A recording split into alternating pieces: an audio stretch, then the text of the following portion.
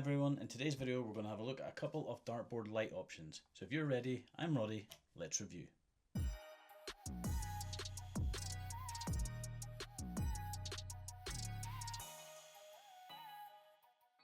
Hello and welcome to today's video. As mentioned in the intro, today we're going to have a look at a couple of options for your dartboard lighting.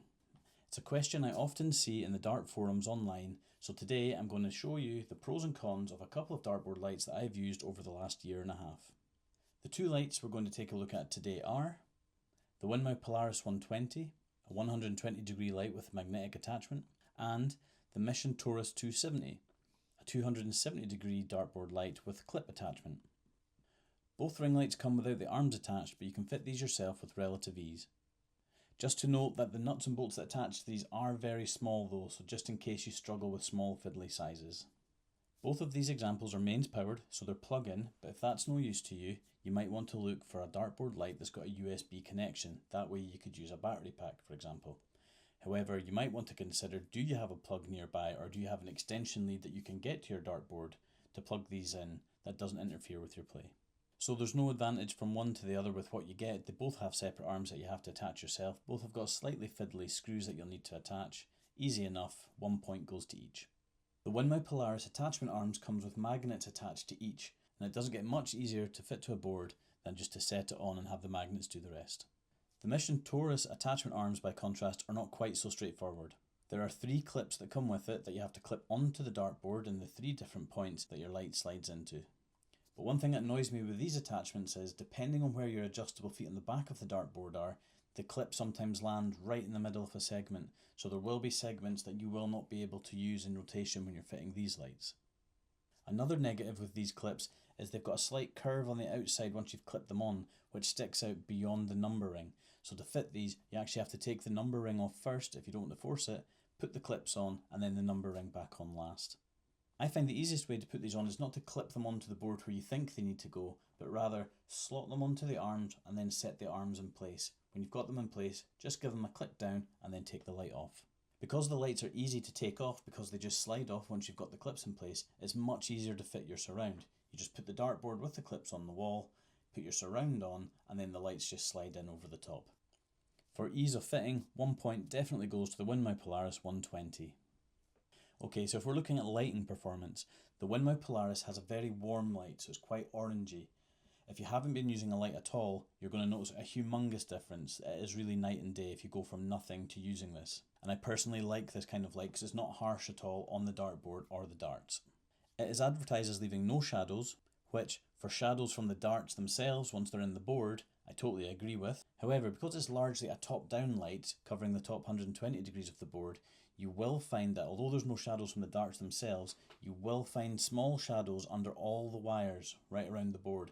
So if you've thrown in, say, to the treble 20 and you've hit just under the wire, you might find yourself having to go over for a closer look.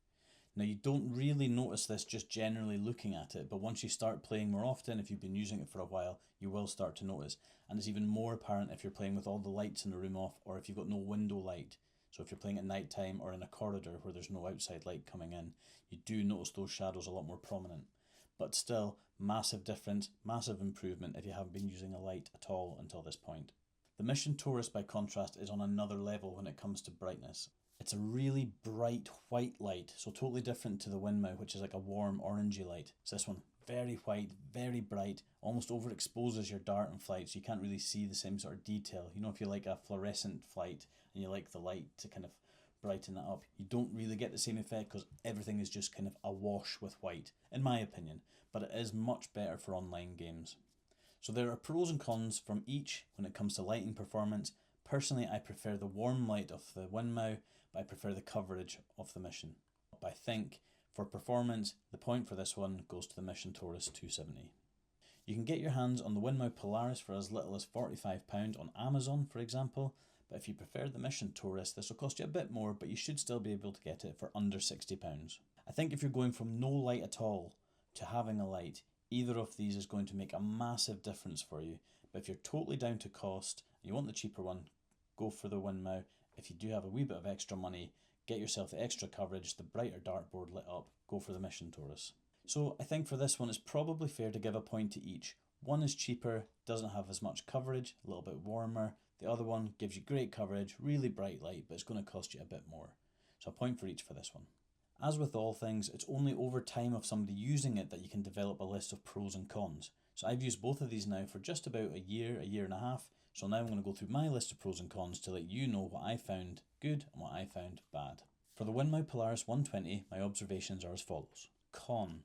As much as it's a bonus for ease of fitting, the magnets that hold these in place will inevitably get hit with the occasional stray dart. But there is an increased risk if you're new to darts, playing at a lower level, or if you have people around who don't play at darts that often. If they're playing at a low level, you're going to have a lot more stray darts missing the board, and all it takes is for one dart to hit one of these magnets on the arms to shatter the magnet completely, and then it's typically game over for that magnet. That happened with mine. One of the other magnets has been hit as well, but even with just 3 magnets, it still holds the light really tightly in place. Okay, the first pro for the Winmau Polaris. The 4 attachment arms are positioned over the 9, 5, 1 and 4. So although at some point you'll end up throwing each of these doubles for finishing, the main ones such as double 20, double 18, 12, 16, 8, 10 and 15, they're all completely clear because it's only 120 degrees that are covered. So you've got a reduced risk of strays hitting the arms or the magnets. Okay, we'll go on to the next con for this board. Your dartboard surround will not fit over the lights when it's in position. So you kind of find yourself in this awkward position of having to slot the surround up high to begin with, clip the lights on in between, and then fit the surround into position once the lights are on.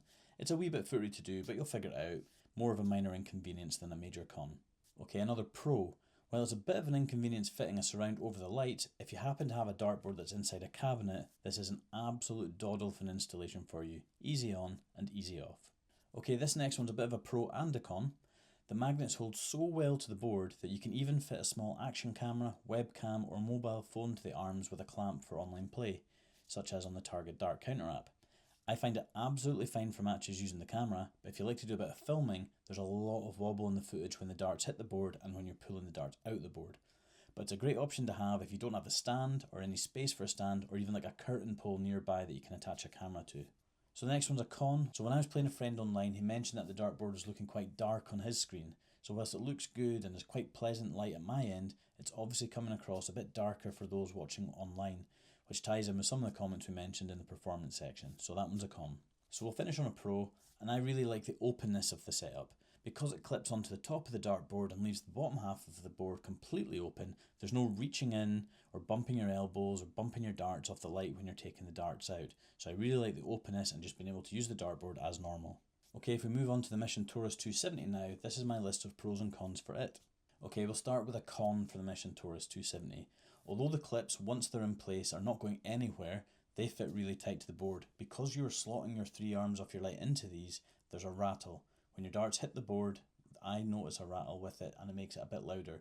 So if you're looking for a quiet setup, the light might still be good for you, but you might have to wrap the feet in masking tape or jam some paper in there to make sure it's completely rigid. You might not notice this so much if you've never used any other light before, but if you've gone from the likes of the Winmau Polaris 120, you will notice a substantial difference with noise. Okay, so the first pro for the Mission Torus, once you have the clips on and you've got the numbering back in and the board's up on the wall, much easier, you pop your surround on and you just slot your lights in. So very, very easy, definite pro. Okay, another con for the Mission Torus 270. This light has 3 attachment arms and the placement of these really annoys me. The arms sit over 2 of the most heavily used doubles, the 20 and the 16, and also the lesser used, although often enough, 15 segment. So your attachment arms will take damage here and probably more so than the Winmau Polaris. And again, that'll be even more so if you or maybe the people who are using your board, whether it's guests or friends, if you're playing at a lower standard, definitely more risk of the arms getting hit. The other obvious annoyance with this arm arrangement is that the top middle arm covers the top centre of the surround. So any wording or personalisation you have on your surround will be obstructed. So you don't want to go for a surround with a nice image or a nice logo in the middle because you're not going to see some of it. So we'll finish on a pro for the Mission Torus. Because it's 270 degrees around the board, once you sort that rattle problem out, you've got a very rigid light, more so than the Winmau. So if you're looking to attach a camera, an action camera, to the frame in the way that I showed you earlier with the Winmau, you're going to have a much more stable image. So in conclusion, I would say there's probably not an outright winner. I think they both have pros and they both have cons that make one better than the other in certain ways. For example, the Winmau Polaris is the one that I've had up most of the time, and that's only because I prefer that warmer light. The Mission Torus, by example, much brighter, much more spread around the board of light, so you're getting less shadows underneath your wires. So I think If you're doing all your games online or you're spending most of your time online, if you can stretch that extra 15 or 20 pounds, I would go with the Mission one because it's going to be a better experience for those watching on the other side. Whereas I think the Winmau, if it's just for at home, for yourself, to brighten up a dark space, more than ample, and you'll be very happy with it. Now there's obviously other lights out there for you to choose from, but generally I expect the pros and cons would be the same, doesn't matter who the brand is. But things to look out for is how bright the light is. Bear in mind if you're going for a 120 or less coverage on the top, you're inevitably going to get shadows underneath your wiring. If you're going for a 270 degree surround, brighter lights, everything's very super bright, and having it open at the bottom, I like being able to walk into the board and pull the darts out. You can get the 360 degree lights. I find you're reaching in then because you're having to go over the bottom bar or in around the sides. If you're taking your darts out, you can bump your elbows off it depending on how you're taking the darts out. Obviously, if you go in and just pick them out sensibly, not an issue, but just the way we do it, I find 360s are a wee bit inhibiting, easy to bump, and that just irritates me a wee bit. So for me, I'm not a fan of the 360 degree lights. 270 with a warmer light would probably be my preference. Haven't found one yet, but more than happy with a 120 for home play.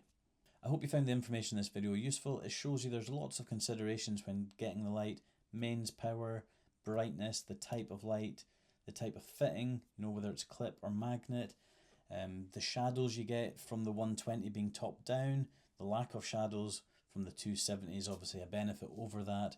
Do you want to be reaching in for your dart? Are you likely to be bumping? Are you a bigger person? Are you just a wee bit clumsy? For me, 270 degrees is ideal, but I would prefer a slightly warmer light than the bright one that comes on the Mission Torus. If you enjoyed the video, if you could just spend just a couple of seconds hitting the like button. If you'd like to comment down below, I'd love to hear from you. Any questions, I'll try and answer them best I can. If you enjoyed the video and you'd like to see more darts related content and reviews, hit the subscribe button as well. It means a lot to me and it'll help the channel grow. Thanks for watching, and as always, I'll see you in the next one. Bye for now.